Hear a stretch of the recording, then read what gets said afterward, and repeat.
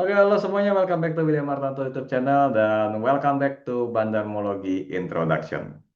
Yang mana ini harusnya jadi part 2, tapi saya nggak akan tulis part 2 karena saya juga nggak tahu akan berakhir jadi berapa video. Rencananya sih nggak banyak-banyak, tapi kalau misalnya harus jadi banyak pun ya tidak perlu ditulis part karena aneh kok part 10, 11, 12 ya merasa kepanjangan aja sih. Anyway, thank you. Respon Anda juga jumlah view-nya dari video kemarin cukup banyak, walaupun harus diakuin kalah sama topik Mungkar Rahasia, tapi setidaknya saya tahu saya bikin konten yang sesuai harapan, karena kalau yang nggak sesuai harapan biasanya view-nya kecil banget. Ya, jadi ya itu kelihatan kan dari minat orang untuk melihat juga, ya jelas saya senang, tapi saya senang pun saya berharap bukan pada senang dapat AdSense-nya, tapi juga berharap bisa kasih impact dan menambah insight Anda juga untuk mengerti bandarmologi dengan cara yang mungkin dari POV-nya saya yang mungkin lebih mudah atau tidak, nanti ujung-ujungnya kembali ke Anda juga ya. Saya selalu ingetin apapun yang saya sampaikan di video ataupun di websitenya WH Project juga, itu sebenarnya adalah semuanya data tambahan yang mana Anda harus cocokin lagi dengan skill dan risk profile Anda sendiri, apakah layak diikuti atau tidak. Jadi ya nggak ada salahnya untuk belajar banyak, tapi ujung-ujungnya harus cek lagi apakah Anda bisa ikuti atau tidak. Karena walaupun satu orang bisa, tidak berarti semuanya bisa kan gitu. Makanya akhirnya metode atau ilmu analisa saham itu banyak sekali ya, karena setiap orang punya kemampuan dan keunikannya masing-masing. So, di video yang kali ini, sesuai dengan thumbnailnya, kita membahas tentang akumulasi dan distribusi. Ya, mungkin sebenarnya video ini udah banyak saya pernah bikin, terutama di topik bongkar rahasia, karena kan kita pernah bahas yang versi distribusinya juga. Tapi itu kan lebih ke teknisnya ya. Di sini saya lebih ke konsepnya. Harapan saya karena mungkin ya menurut saya kalau kita ngerti konsep itu akan lebih mudah dalam prakteknya daripada menghafal. Kalau menghafal lupa, kita harus cari lagi sumbernya dan harus mencocokkan lagi dengan kondisi di lapangan. Sedangkan kalau kita udah ngerti konsepnya, itu bisa seperti orang yang disebut jenius. Itu otomatis bisa adaptasi dengan kondisi di lapangan. Makanya di lapangan maksudnya di market gitu ya, karena kita bahas saham gitu.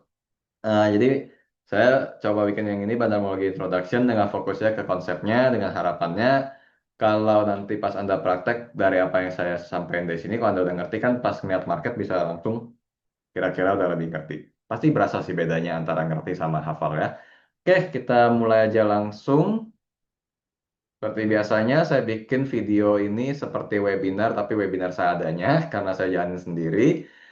Ya semoga desain atau editing dari videonya nggak dinilai terlalu parah ya, karena yang saya harapin orang melihat dari isinya aja. Dan seperti biasa bagian depannya perkenalan sedikit tentang saya, karena anggapan saya kalau nanti banyak trader-trader generasi baru yang baru nyari topik dan metodologi. Kalau satu hari ketemu video ini, jangan ngira saya anak kemarin sore tiba-tiba ngaku-ngaku pinter ya. At least tahu lah backgroundnya gitu kan, biar ada sedikit lebih rasa tenang gitu. Jangan sampai salah dapet video, salah salah nemu video kan. Saya juga ngerti gimana rasanya waktu dan kuota terbuang untuk nonton konten yang nggak ada substansinya. Ya gitulah. William Martanto, founder WH Project, praktisi pasar modal, dan penulis buku investasi. Dan ini adalah 6 buku yang saya sudah tulis. Ya, ada dua yang bertopik tentang bandarmologi, tetap bandarmologi dan bandarmologi versus teknikal. Di mana kedua buku ini di tahun 2021 adalah bestseller sepanjang tahun, baik e-booknya maupun buku fisiknya. Saya sebenarnya bukan mau suruh orang nguber buku ini banget, tapi kalau misalnya memang Anda merasa ingin tahu lebih banyak tentang bandarmologi, ya mungkin nggak ada salahnya untuk punya, mau itu e-book ataupun fisiknya. Karena kan ya dengan memiliki buku fisik juga kan kita bisa membukanya kapan aja. Sedangkan kalau melalui video dan lain-lain, walaupun mungkin penjelasan saya yang sekarang akan lebih bagus gitu ya dibanding waktu saya dulu masih nulis, kan saya masih umurnya berapa tahun yang lalu gitu. Tapi kan internet harus ada listrik dan lain-lain yang mungkin effortnya akan lebih ringan kalau Anda dengan buku. Oke, akumulasi dan distribusi, yang mana itu adalah esensi dasar dari bandarmologi ya. Beda dengan teknikal dan fundamental yang sebenarnya masing-masing juga punya esensi dasar ya sih. Misalnya fundamental ngukur margin of safety, um, nilai wajar, dan ya aspek lain yang berhubungan dengan keamanan untuk jangka panjang. Saya nggak bisa ngomong banyak karena saya nggak terlalu paham dengan fundamental, tapi kira-kira kayak gitu kan. Nah, kalau untuk analisa teknikal, ada support resistance dan lain-lain, tapi intinya selalu tentang trend identification dan trend following. Bentuknya banyak, indikator, support resistance, pattern, indikator, forecasting lagi, dan segala macamnya. Tapi kalau bandamologi sangat simple, akumulasi dan distribusi. Itu aja, nggak lebih, mungkin malah kurang. Dan tugas kita adalah mencari tahu salah satu dari kedua itu yang sedang terjadi pada saham yang kita incer. Tujuannya apa? Ya meningkatkan akurasi, sorry, mau bilang akumulasi. Meningkatkan akurasi dari analisis kita dan penerapan trading plan dengan harapan pembuktiannya, pencapaian terhadap TP ataupun SL-nya tidak perlu nunggu lama. Karena mengetahui adanya akumulasi atau distribusi itu berarti kita mengetahui ada peran orang lain di saham itu. Ya, seperti video pertama saya udah ngomong, jangan sampai kita jadi satu-satunya yang beli saham itu. Karena kalau nggak ada orang lain yang bantu beli, ya selain harga tidak bisa terbentuk, tren juga akan lama sekali untuk dibentuk. Karena untuk membentuk suatu ketertarikan terhadap saham harus ada awareness. Awareness itu bisa dari banyak hal gitu ya, termasuk dari adanya akumulasi itu. Selain dari akumulasi, ke bawah mimpi pun bisa aware kan sebenarnya kan. Jadi eh, harus bisa ketemu itu, baru ditempelin ke kita punya trading plan. Jadi ujung-ujungnya bisa nggak tetap digabungin ke teknikal, kita ukur support resistance? Sangat bisa sebenarnya. Apalagi kalau misalnya memang akumulasinya terjadi di harga yang sama dengan pembentukan support, ya udah klop itu analisis teknikalnya. Jadi cari tahu salah satu antara akumulasi dan distribusi, itu adalah esensi dasarnya. Dan kemudian terapkan trading plan yang sudah Anda buat. Tugasnya sederhana banget ya, tapi prakteknya tidak terlalu gampang. Jadi nanti di video selanjutnya ya, bukan di video ini, saya akan jelasin ragam bentuknya untuk mengidentifikasi terjadinya akumulasi ataupun distribusi. Mungkin habis itu kita bikin remake lagi dari analisis broker summary. Tapi ya saya usahakan setiap kali ada remake saya berikan isi atau pembahasan yang lebih membantu lagi. Karena pasti tiap kali bikin video ada aja momen-momen yang ada yang kelupaan ngomong gitu. Nextnya, akumulasi dan distribusi itu sebuah fase atau aturan baku. Nah, biasanya ada ya yang kayak begini ya. Sering ngomong kalau saham itu harus ada akumulasi atau kalau ada distribusi tidak akan bisa naik dan segala macamnya. Seolah-olah itu aturan baku. Memang kalau dalam prakteknya terasa seperti itu, tapi sebenarnya itu adalah fase ya. Jadi fase saham sedang diakumulasi, lalu ketika sudah naik terjadi distribusi, dan sebaliknya kalau sudah turun terjadi yang namanya reakumulasi, dalam bahasa Inggrisnya reaccumulation gitu ya. Itu sebenarnya fase yang selalu terjadi saat bersamaan. Ya, akumulasi itu sederhananya adalah pembelian, distribusi, atau penjualan. Dan harga terbentuk karena pertemuan dari akumulasi dan distribusi itu sendiri. Gak mungkin ada akumulasi sendiri, distribusi sendiri. Ya bisa aja sih orang ngebid doang atau kasih offer doang, tapi nggak bakal bisa terjual kalau tidak ada counterpartinya. Ya, makanya di saham itu kalau dibilang zero sum game agak-agak bener. Karena kalau nggak ada orang yang nguber harga atas, ya Anda yang jual di atas tidak bisa cuan. Dan akhirnya kan cuma muter-muter antara pembeli duluan atau pembeli belakangan. Tapi zero sum game di saham sih menurut saya untuk perdagangan satu hari berlaku. Tapi kalau dalam jangka panjang dengan jumlah pelaku pasarnya semakin banyak, mungkin zero sum game-nya terlihat tidak ada gitu ya. Tapi hampir semua perdagangan pasti zero sum game sih. Yang penting saya mau Anda tahu bahwa itu adalah fase yang berkesinambungan dan selalu terjadi ya. Ada yang akumulasi pasti karena ada yang distribusi dan ada yang bisa distribusi karena ada yang bersedia mengakumulasi saham tersebut. Kalau cuma muter-muter terus kita tahu eh, itu diakumulasi atau distribusi dari mana Pak? Kita taunya dari dominasinya. Ibarat perang, kayak catur. Pion jumlahnya sama-sama 8 ya. Ya sama-sama segitulah pokoknya. Pion, pion sama seluncur, kuda, benteng, raja, ratu. Jumlahnya sama antara putih sama hitam.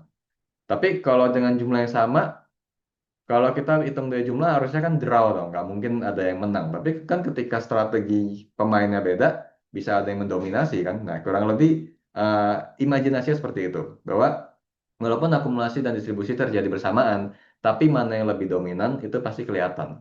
Makanya ini adalah sebuah fase yang bisa kita pakai untuk melihat kekuatan dominasinya itu sendiri. Ya. Toolsnya lihat dari mana? Biasanya sih broker summary. Ya pokoknya nanti video berikutnya kita akan ajarin lah prakteknya lah. Ya, yang penting Anda ngerti konsep-konsepnya dulu yang seperti ini. Nextnya konsepnya dari akumulasi. Jadi sebagaimana akumulasi adalah bentuk pembelian, untuk mengetahui itu adalah dominasi dari perdagangan, kita coba asumsikan kalau Anda lagi mau borong sesuatu di pasar yang penjualnya lagi kasih diskon. Sebenarnya kan itu sudah praktek nyata dari akumulasi dan distribusi yang bertemu kan.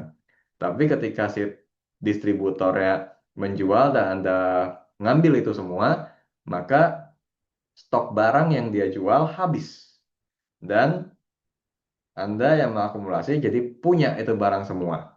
Nah, di situ Anda yang mendominasi. Padahal kita ngomong kan itu cuma pertukaran doang. Sama kan kayak saham dengan uang. Anda menggunakan uang membeli saham dan menjual saham tuh diuangkan kembali. Jadi konsep dasarnya seperti itu ya. Untuk mengetahui dominasinya tinggal ada banyak-banyakan belinya aja. Siapa yang lebih banyak dan itu akan menjadi akumulasi. Dan ketika ada yang lebih banyak dari sisi penjual sampai dari pihak akumulasinya tidak sanggup, ya itu saham sedang didistribusi. Jadi dengan saya menjelaskan seperti ini, kita ngelewatin dua slide karena harusnya ada konsep distribusi ya, yang mana berarti tekanan jualnya lebih dominan, pengembalian saham ke pasar itu lebih banyak. Dan biasanya distribusi disertai dengan atau diawali dengan profit taking ataupun panic selling yang biasanya mengarah pada penurunan harga. Jadi sederhananya kalau Anda ketemu saham yang diakumulasi maka potensi harga sahamnya naik itu cukup besar. Sebaliknya kalau ketemu saham yang distribusi kemungkinan harga sahamnya akan turun. Nah, kesinambungannya tadi jadi Anda harus tahu, proses ini sebenarnya selalu terjadi setiap hari, setiap detik di hari market sih lebih tepatnya ya. Jadi kalau setiap hari, ntar Sabtu Minggu dihitung lagi. Setiap hari market, setiap detiknya selalu terjadi.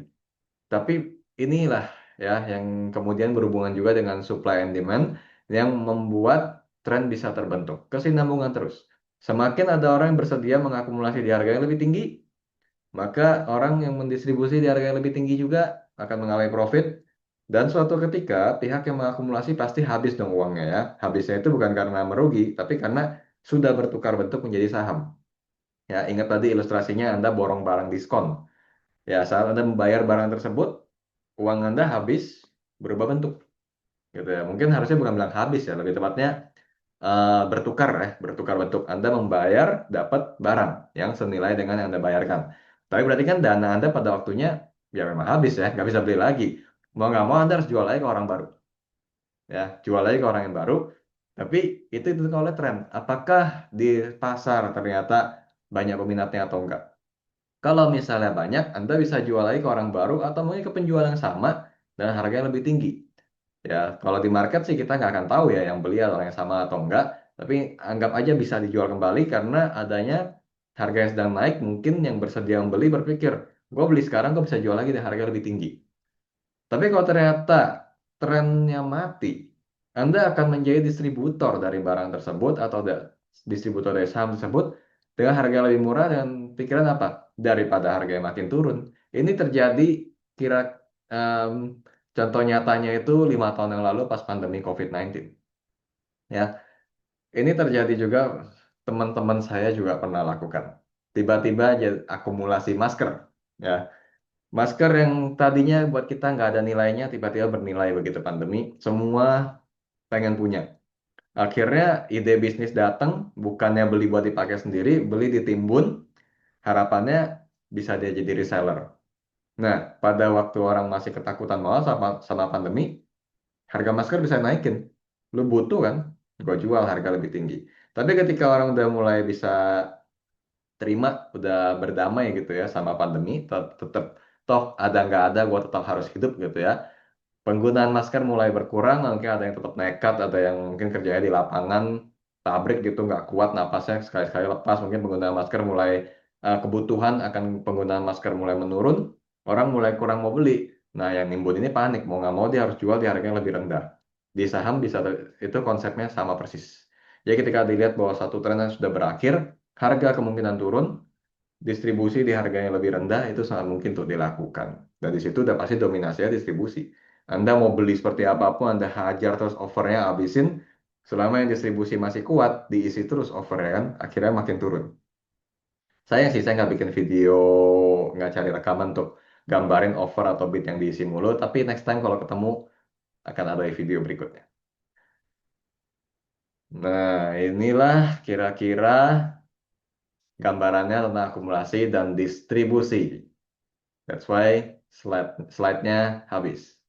Seperti yang saya bilang tadi di awal, sangat sederhana, nggak lebih mungkin malah kurang. Karena memang cuma tentang akumulasi dan distribusi aja, mengidentifikasi sampai di sana, habis itu udah itu akan mendasari kemungkinan terbentuknya suatu tren.